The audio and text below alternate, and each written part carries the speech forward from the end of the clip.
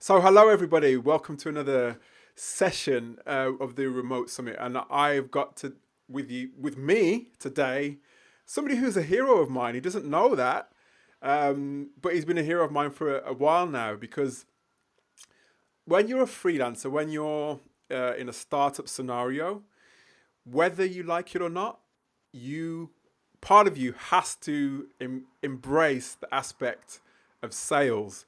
So when I was doing my own research in terms of building my own freelance side of things, but not just that, when I was doing my day to day work, I happened upon YouTube and I typed in certain things relating to sales, and Stelly's video came up.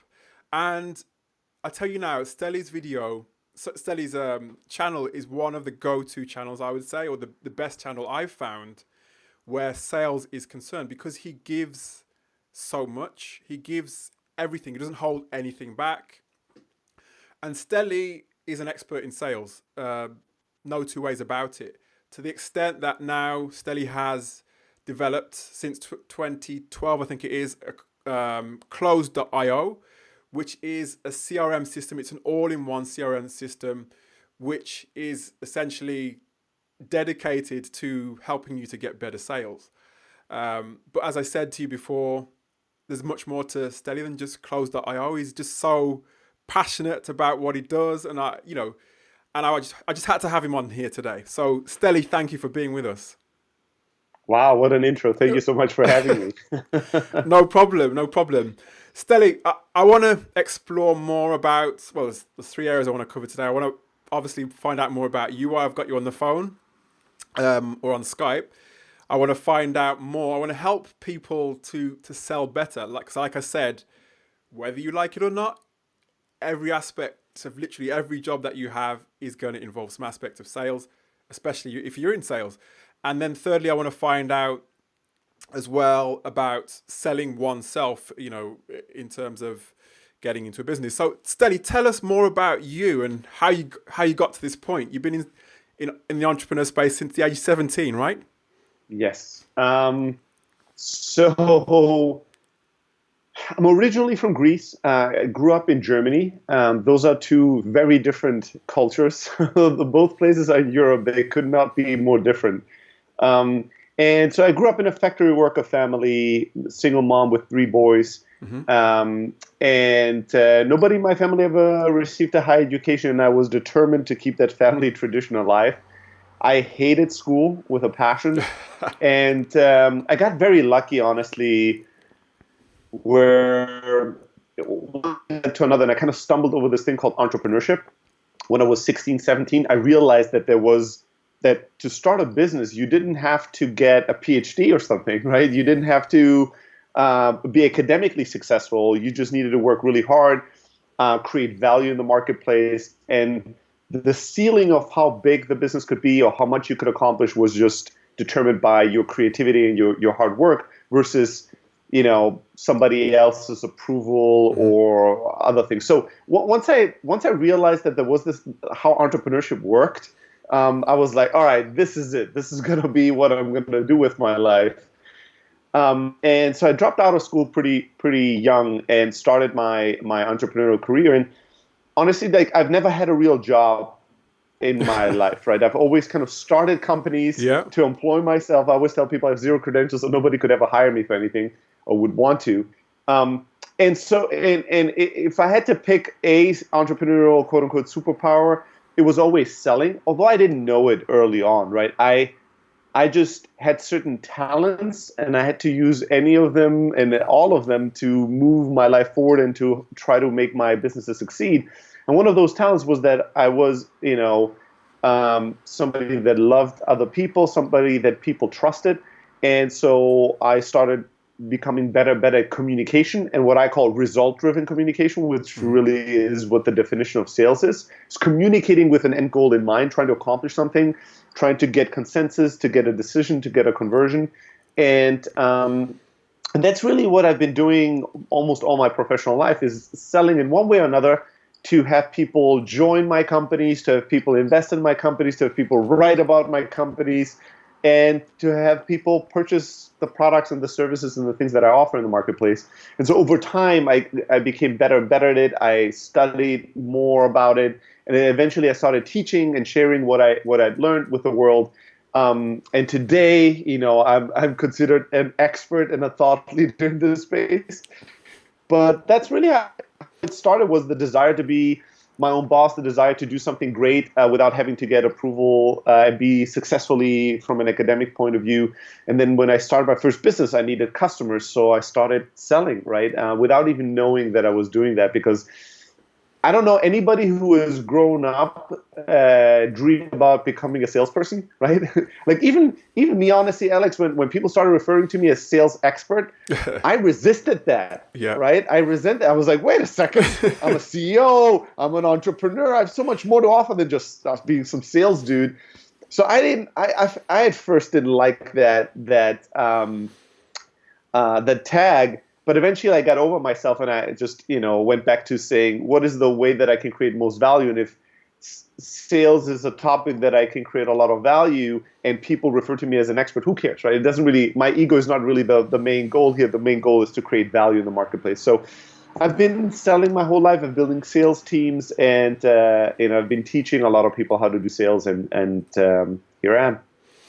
So with you, I mean, it sounds like sales for you is innate, right? It's part of your DNA. Um, but for me, and probably for a lot of people out there, they probably don't really want to consider themselves as salespeople. I don't know, some sort of dirty word attached to being a salesperson. I don't know why that is. Well, actually, I do know There's, why that is, because there are I do, sleazy yeah, salespeople. I think you do know why Yeah, that is. I Yeah, know and I why do that too. is. Yes. So that I think that's why people don't necessarily want to sort of consider themselves sales, or sort of admit that they need to do sales. But do you think sales is nature or nurture? I think it's both. I don't think, and I think that's true in life in general. I don't think that anything is only nurture, and I don't think anything is only nature. It's always a combination of the two, right? And you can, I do think though that if I only had to choose one of the two in any area of life, I would always choose nurture, right? I would always choose, I think hard work, determination, persistence, consistency. You draw a long enough timeline, I'm going to crush anybody who's more talented than me in any area if they don't work as hard as I do. It just might take me a while to get Hmm. there. So, but I do think it's both. And honestly, Alex, I think that one of the things, my least favorite thing about um, speaking about sales, being on stage, is that a lot of people will look at my personality, and when I'm on stage, I've even, kind of another part of me comes out, and more of an entertainer part. I'm like even louder, more outrageous than I am in a one-on-one conversation. But the thing I hate is that a lot of people will look at me and go, this is not me. Like, I'm not as loud. I'm not as obnoxious. I'm not like, this is not my personality. Hence, I cannot do selling, or Hmm. sales isn't for me, which couldn't be further from the truth. So now a lot of times when I give a presentation, I start with a slide of a person that looks incredibly, it's the most nerdy person I know. And I've lived in Silicon Valley for 13, 14 years. So that says a lot. It's a friend of mine who could not be more different from me, who could not look more different from me, who is a very nerdy person, very smart, very an engineering background. Nothing. The two of us could not be further apart in terms of our personality and our nature. But he was a freelancer. He became a developer that was a founder, and he at some point very rationally figured out, wait a second, if I want to be an entrepreneur, if I want to build products and I need people to buy them, I need to learn how to do marketing, and I need to learn how to do sales. And he studied sales, and he went about it very like, all right, there's certain mechanics, there's certain tactics. This is not rocket science, and I can follow this and follow these strategies and succeed. And he has a very different style about how he does it, but he just follows certain proven tactics and strategies and has seen incredible success with it. So I always highlight, you don't have to be like me. You don't have to be loud, and you don't have to be, from the get-go a people person. And I'm also 50-50. Part of why I'm good at sales is nature, for sure. It's Hmm. part of my personality. Part of it is nurture as well. I studied the topic of communication and selling and psychology for many, many years. And there's a part of me I'm either super outgoing, but I'm also somebody that needs to be alone, and at Hmm. times doesn't like to be social at all, which is a side of me that nobody obviously sees because that's not publicized, right? I don't video No, of that. course. So a lot of times I do have to force myself to do certain things that is required to succeed, although it doesn't come natural to me or I don't feel like it, right? Hmm. Um, so I do think you can learn selling, and I think there's two parts for why people don't like sales. One is that a lot of people in sales traditionally and historically have just been assholes, right? And douchebags, mostly the man Yeah. in the space, right? And why? Because the old model of selling was hostile and strong, right? These people were, the kind of the Wolf of Wall Street types, right? Out there to crush the competition, to take away all the money from the Yeah. customers, to get rich and wealthy, to feed their ego. And the problem is these people succeeded because they were strong and they bullied prospects into submission. They bullied people into saying yes, right? And then the moment they said yes, you felt violated that you gave this person your money or Yeah, of course. they made you decide something. But these people could get away with it, right? And they just bullied one customer at a time. And so sales got a bad rep for a very good reason. Part because the type of people that were in sales, a lot of them were not that ethical in the way they went about things. I think this is changing because the world is changing. But I think there's another part, to be honest, that I want to just briefly highlight why people don't love sales. Because selling inevitably pushes you to do two things that most of us really don't want to do. I don't think anybody really wants to do. One is you have to embrace rejection, right? You have to Hmm. deal with rejection more frequently and more directly than in almost any other activity you could participate in.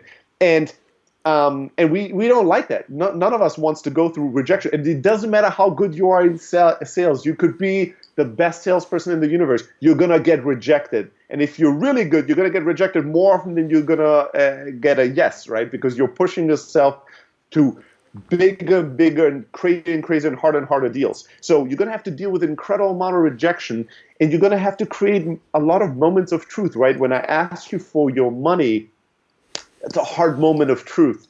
You can't just be nicey to me and I leave and it's like, this was a good business meeting and I think they really liked it. I can't stay in that dream world that things really, like I had all these meetings and calls and I feel like something happened today.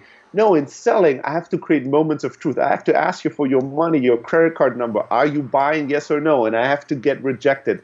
And I think that we all like to avoid that. I don't like to get rejected either, even after a long career of sales. I still don't like it, but I've Hmm. gotten better at it. I got more used to it.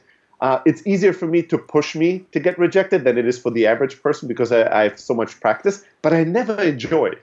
I never ever truly like the feeling. And I think that that's also a really big part that we need to be honest about. We don't like selling and thinking about sales because it's very inconvenient. It is going to force us to get rejected, to hear no, to have to deal with the ugly and unpretty truth sometimes. And we all like to avoid that as human beings, and that's normal. And it's inevitable, isn't it, Stelly, that you're going to get rejected? It's inevitable. I mean, and I think the way I started to deal with the fact that I needed to get into sales and sort of get my sales head on was that first thing. I was going to get rejected at some point, but that wasn't at the forefront of my head.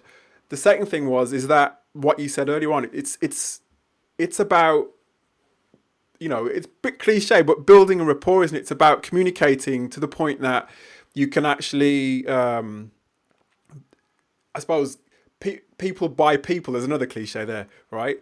But it's about what I felt was it was about actually getting those tactics that you had mentioned on your videos and building them into my own personality so that I could actually then transmit it in a way that was comfortable and natural, right?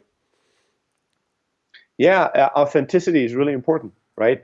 I think that ex, having self-awareness and self-acceptance are two of the most valuable things a human being can develop over a lifetime. Um, and it's so underrated, right? It's not something new and cool and flashy. But if you have self-awareness, if you know who you truly are, and if you can accept that, right, it doesn't mean that you don't want to better yourself and work hard on yourself, but it means that you don't reject who you are trying to be somebody else. most human beings, are not fully self-accepting, are not fully themselves. They'll watch a video of me and I'll be on stage screaming at people, saying motherfucker 100 times, and then they are like, all right, I want to get as successful as Stelly. Let me buy a leather jacket, walk around and scream motherfucker at Yes. people, and surely money will come my way. And obviously that's not how it works, right? Because we can all spot um, people who are authentic and themselves and people who aren't. And most of the times we deal with people that are just trying on a personality or trying on a certain type of tactic. And it just, when you hear it, you can just feel it. It's sometimes hard to verbalize why you think this person isn't themselves, right? Or honest or truthful or authentic, but you can kind of feel it. There's an Definitely. internal compass that goes, oh, this, I don't know, this feels Yeah. wrong, this person, right? So two people can do the exact same thing, and one person you're going to be cool with it, and the other person you're not going to like, right? And what is it? It's authenticity. Is it truthful or not? So, and coming back to your comment on like selling yourself, at the end of the day, to purchase from somebody, I'm going to grossly oversimplify this, but there's two really important main ingredients. One is I need to trust you, right? Because if I don't trust what you're telling me, it's going to be very, very hard for me to buy from you, right? If I call, no matter how great the information or the things are that you're telling me, if I don't believe those things, it doesn't matter, right? So if somebody calls me now and tells me, hey, congratulations, you won $20 million, I'm a prince somewhere in the world, and all you have to do is give me your banking information, I'm not going to be excited. The content of that phone call is actually incredible, right? But I don't trust any word I hear, so it doesn't really matter what the content is of what I'm hearing. So I need to trust you to be able to truly listen to you and then be, buying into you. And the second thing that I need is I need to trust you, and I need to believe that you're an authority, or that you have some level of expertise. So I want to follow your advice, or I want to buy into whatever your premise or proposition is, right?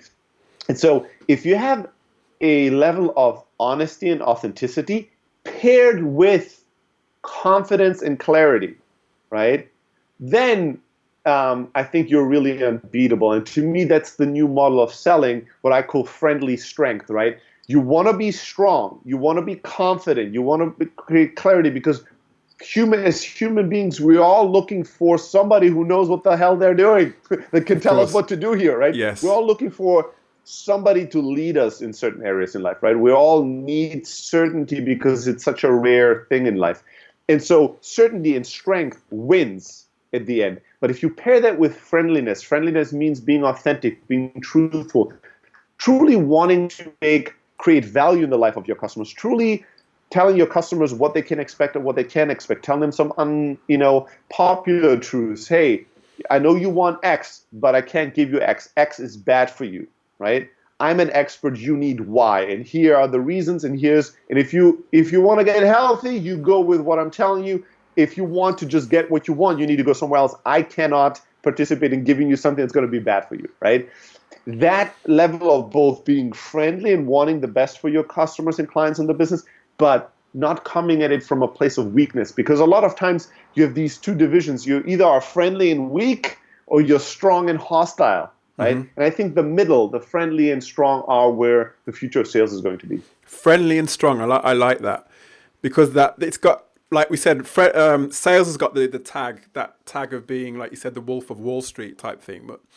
And I think what you've done, and what you're doing, and this is probably why people are calling you a thought leader, is that these these elements that you talk about: authority, trust, honesty, building, that authenticity, and friendliness and storytelling as well. That's another thing that you talk about quite a lot. That's something that is becoming more to the fore, I think, because when I was doing my sales training all those years ago, it was all about, like what you said, don't let them get off the phone. Make sure they make sure you book the appointment. And it's all about pressure, wasn't it? It was all about sort of amping up the pressure to get the sale and to get the appointment. And I think even back then, actually, I want to talk a bit more about Close.io, actually, because there's whether you're sort of a freelancer or a business owner, or in fact, there may be people on this call who are actually transitioning between roles as well. You've got to find mechanisms to actually put all of those things that Steli mentioned into place, because it's not just about randomly doing something, it's about systematically doing it and having a system in place to do that. Steli has developed a system called Close.io, and I would recommend that you use a system like Close.io, because you can't put everything into memory. You've got to sort of automate certain things. Steli, you mentioned on your website that you couldn't find anything that sort of covered the basis in terms of the systematization of sales. Tell us a bit more about Close.io and how that helps to actually would help a sales manager to actually close their deals or systemize what they're doing. Yeah, so I think most CRMs are customer relationship management software, right? And basically, it's the main tool that most salespeople will use to keep track of their deals, their prospects, their pipeline, and try to keep overview of what's going on. Most of these tools were built by developers who had very little empathy, understanding of what the end user, the salesperson, is going through on a day-by-day basis, and were sold to high-level management that also had very little empathy and understanding of what salespeople and the job of selling really was. So you had the people that build it and the people it was sold to that had nothing to do with sales, and then it was forced down the throat to the individual sales rep. And that's why most CRM systems, they're really just a database that forces you to type in a lot of information to then get some kind of a high-level reporting and forecasting of revenue, but it's not really that useful and that powerful in helping you sell better and sell more and get your job done.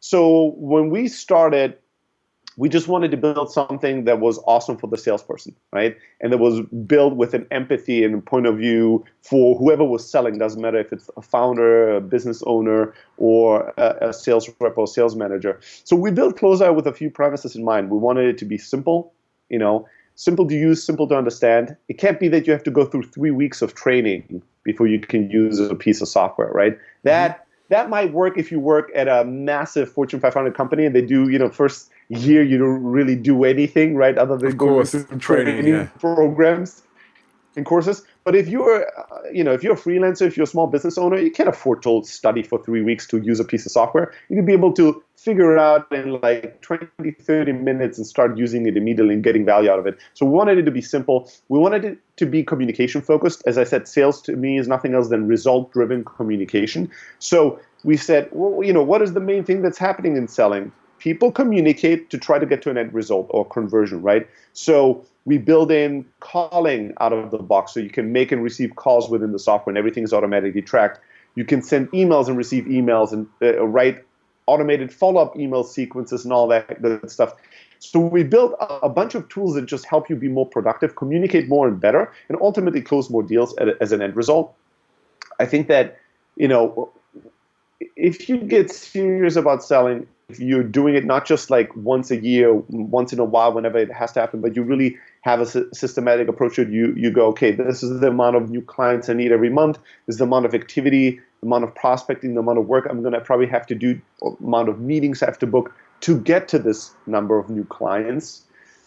At that point, choosing a CRM system is probably going to become inevitable sooner or later. And in that, there's thousands of options. Mm-hmm. We just try to build the best option for small businesses, for small business owners, a product that really helps you with the closing of deals versus helping a 100,000 person company with tracking, reporting, and forecasts. Like that's a different problem to solve for a different type of company. But that's what we do. That's where we try to be helpful. So that's Close.io, everybody. I recommend that you go and have a look at that, because one thing I've found is that, and Steli's alluded to it as well, is that you, especially if you're a small business or you're a freelancer, you have to, there's so many things that you have to think about during your working day. So you've got to find some way of doing things in a logical way and doing things in a system that can be replicated. And Close.io enables you to do that. one thing actually, Stelly, that you mentioned quite a lot on your videos is, and one thing I never used to do, probably as much as I do now, is the follow up, is following up, right? Yeah. And I've learned, over the past, 2 years actually, a couple of years, 2 or 3 years, that it can give you it can give you so much in terms of your results. It can improve your results so much more. What I used to do, for example, whether I was, I don't know, pitching for a freelance gig, or even, a job before I started to do freelancing, I never used to actually follow up. I would send out an email with a CV, or send out an email, or make a phone call, and then I might get that rejection, or that sense of, actually, no, they don't want it, or they're trying to back me off, and I wouldn't follow up. But when I started to follow up, I found that people would open up a lot more. They would see that you're serious, right? And for me, that's something, again, go over to Stelly's channel. You learn a lot about that, the importance of the follow-up. And are there any elements of sales as well, Stelly? Any other sort of, other than the follow-up, key things that you see as being sort of, I don't know, really important for success? Yeah. So first of all, let's just share a little bit of like behind the scenes with the audience. This interview wouldn't have happened if you didn't follow up as much as you did, right? Simple as that. Yes. So the follow up, and I have an ebook that anybody that listens to this and wants to learn more can get for free. It's a follow up formula. You just email me stelly@close.io and I'll send you a free copy. But the beauty about the follow-up is that it's one of those areas that nobody competes with you. So if you do it, you're going to win. And it's really 9 out of 10 times. It's not even just that some people will realize that you really mean it and you're honest and you really care. But it is that it's just timing. You could say the right thing at the wrong time and you're not going to get my attention, right? Because I'm distracted. I'm busy with something else. So the follow-up gives person you're trying to reach the chance to hear your message at the right time and then either reject it or not. No is good, yes is better, obviously, but maybe is where everything good goes to die. It's when you send out an email, you never hear back, and you don't really know what happened, right? So I like to follow up and follow through until I get to a result. I think there's just 3 steps to selling, and selling is really not complicated tactically. It is difficult emotionally, right? It's a difficult... Oh, yes. And that's the beauty of it as well. It is sales is kind of a full contact sport in the sense that you have to show up. You have to show up every single day. The score goes back to 0, and you have to perform again. And it doesn't matter how great your last month was. It doesn't matter how terrible your morning is. It doesn't matter how you feel. You have to show up and perform. Right? Think about an athlete. It doesn't matter how successful that athlete is, doesn't matter what's going on in their life. When the game is on, the score shows 0-0. There's a whole team of people that want to crush you, right, and dominate. And you have to perform in that moment. And it doesn't matter if you've been a champion for 5 years. It doesn't matter if you had a huge fight this morning. It doesn't matter if you're sick. It doesn't matter if you have a life crisis and you're depressed. You're on the game. It's 0-0. You paid a lot of money. You perform right now. That's the difficulty, is that mental side of it where you have to perform every single time, no matter how you feel about it. And I think that that's really the emotional, difficult part of selling. But the tactical part, there's really 3 steps in an oversimplified way. You have to show up, you have to follow up and follow through, and you have to go for the close, right? That's really it. Showing up is the easy part, right? Easy in the sense that it's the most crowded part. And showing up just means making the first step to start a human connection, to then turn it into a conversation and a conversion, right? So showing up could mean sending an email, making a phone call, tweeting at somebody, going to an event, shaking somebody's hand, saying hi. Like, it's making that first step to start a connection and a relationship. That you'll have to do, right, every single day, and that's what you could call prospecting, right? You create new early relationships that you might turn into business sooner or later.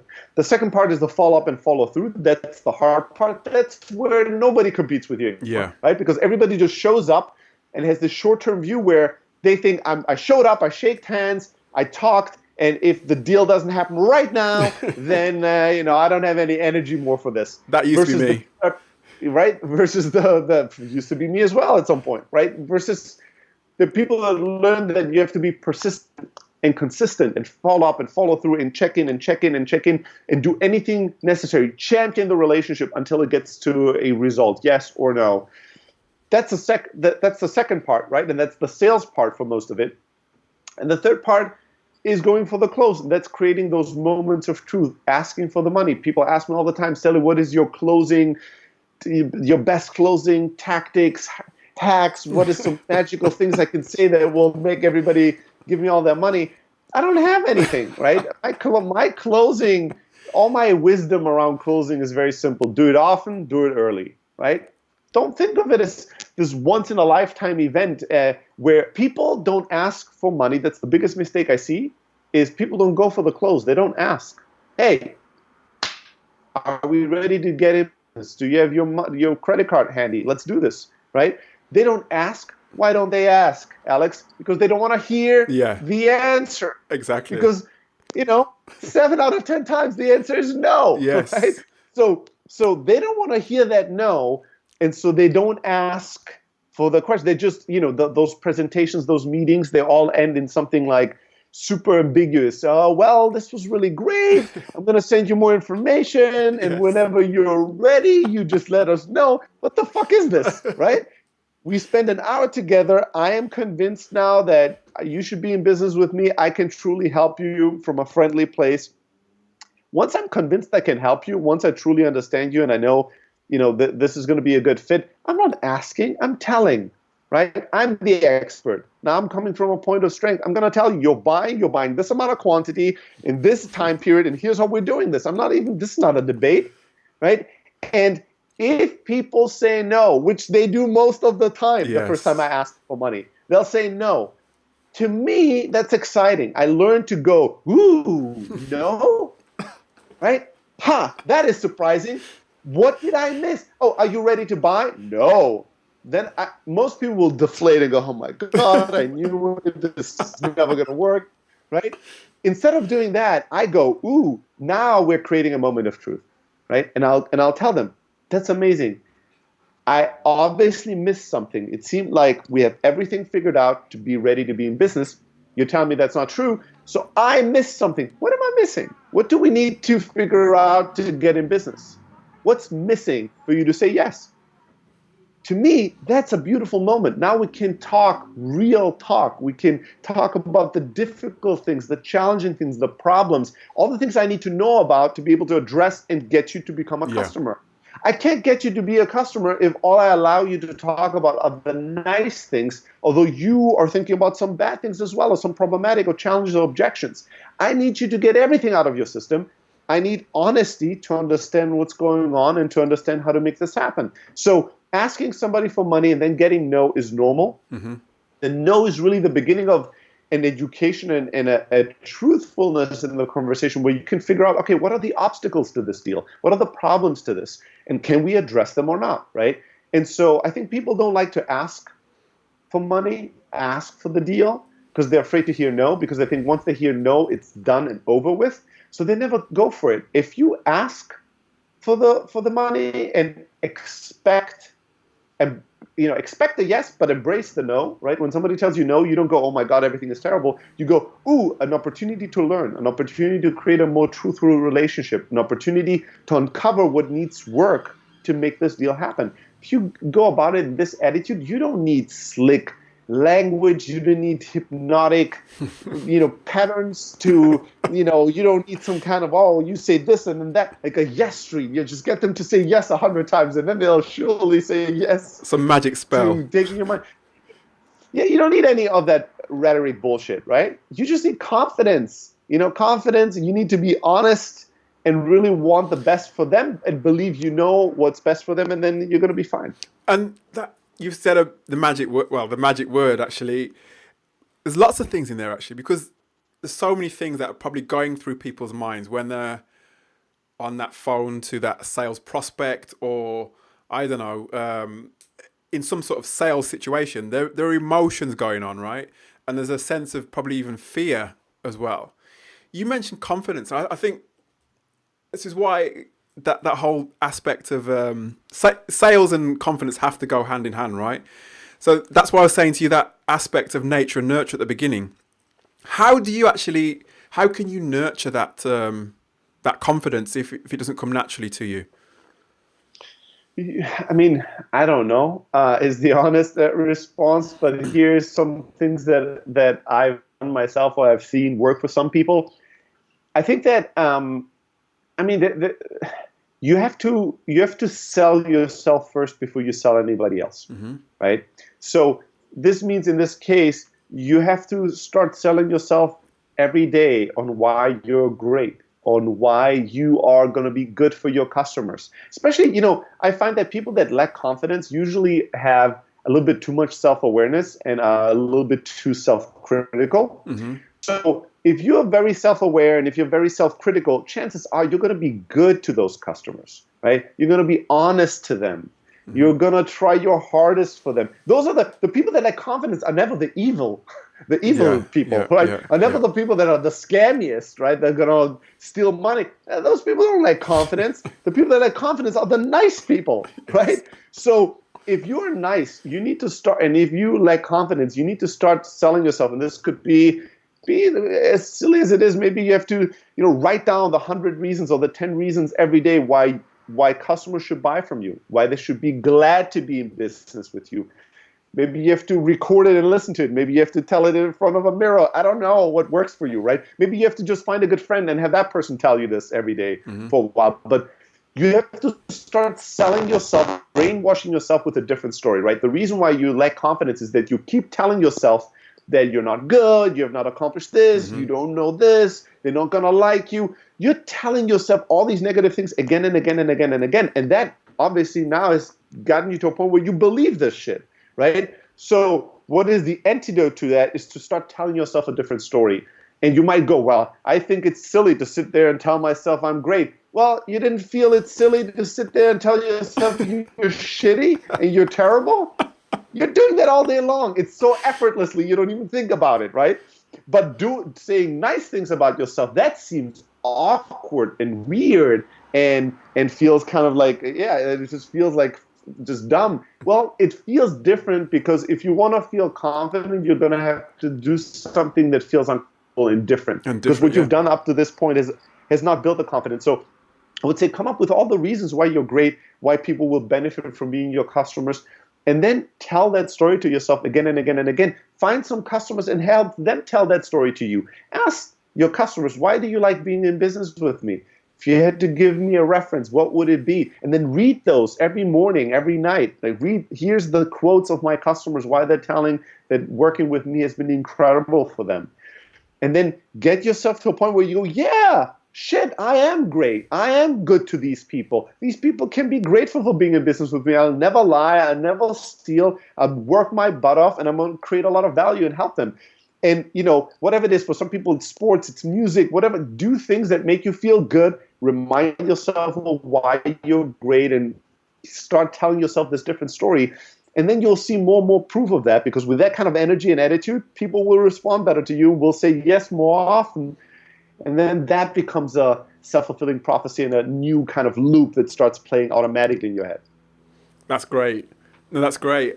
And well, for me, that's something that I got from your videos on YouTube is that, telling yourself that you're great, not just, well, and as well as that, listening to people as well, I suppose, because so what I've found is, because I've interviewed quite a number of people myself when I've been hiring, for example, is that people perhaps, I don't know, they begin to compare themselves to other people in terms of their, they use other people as their barometer when they should be their own sort of barometer. And I think that advice is great. It's just looking within and seeing what's good about yourself. So that's great, Steli. Thank you. And I know as well, Close.io is you are a remote business, right? You do everything remotely. Was that a deliberate sort of step for you, or something that was accidental? It was a little bit of both. So when we started the company, we were what we called semi-remote, in the sense that we were a small team of 6 people. We had an office, but all of us are heavy travelers, right? Mm-hmm. So what would happen in actuality is that maybe once 1 month out of the quarter, everybody was traveling and working remotely. 1 month out of the quarter, some of us would be in the office, some of us would be traveling and being somewhere else.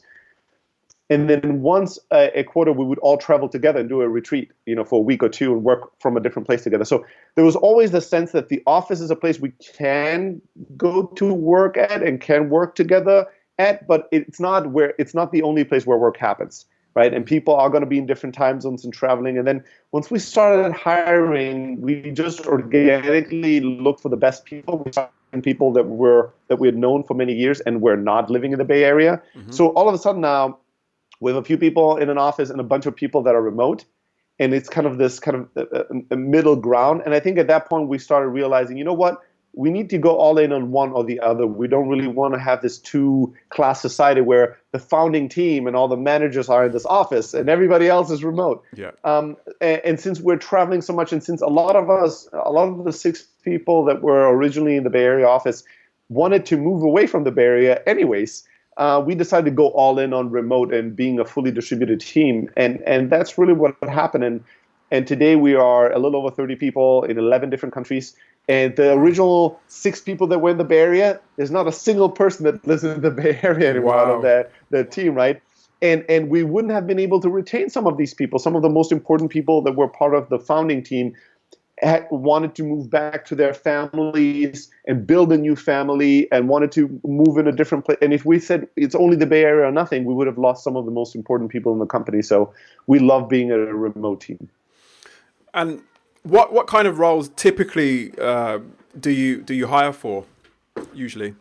I mean, we hire throughout the bank. I would say the biggest part of our team is the product team, for sure. So we hire developers, designers, product managers, all that, engineers, basically. That's a very big part of the team. But then, the other part is from marketing to sales to success to support. We hire throughout the bank on all roles. And right now, actually, if you go to close.io/ that we're hiring for tons of positions. We have lots of big plans in 2019. So if you're remote, if you're looking for a cool company to work with, check us out. In case you missed that, because we had a bit of a break up there, it was close.io/jobs. So it's right. close.io/jobs. And my final question to you, Stelly, because you've been so generous with your time again as ever, is if somebody is looking to come and work for you at close.io, what could be, I suppose, the biggest thing that they could do to impress you?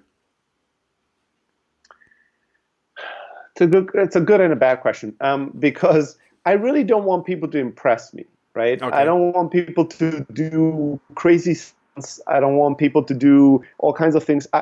Really, in our case, I think the best thing you could do is to take a little bit of time to truly understand the company, the culture, what we're looking for, and ask yourself, am I truly the right person for this, right? Am I really the right person for this?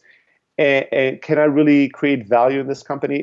Because we're hiring, many of the people that we're hiring are very senior people, right? Our team is not a team that hires a lot of like super young, early in their professional career and then nurtures and trains them. We're hiring people that are really already quite far in their career and are very, very experienced in what they do.